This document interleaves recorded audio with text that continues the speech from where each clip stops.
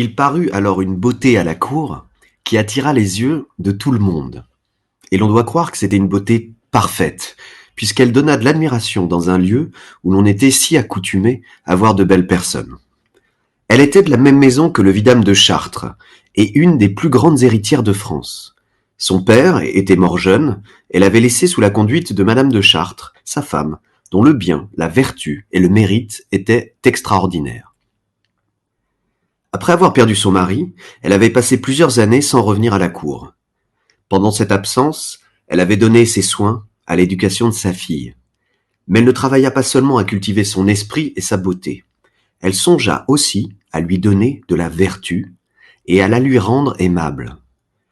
La plupart des mères s'imaginent qu'il suffit de ne parler jamais de galanterie devant les jeunes personnes pour les en éloigner.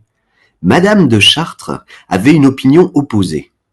Elle faisait souvent à sa fille des peintures de l'amour. Elle lui montrait ce qu'il a d'agréable pour la persuader plus aisément sur ce qu'elle lui en apprenait de dangereux. Elle lui contait le peu de sincérité des hommes, leurs tromperies et leur infidélité, les malheurs domestiques où plongent les engagements.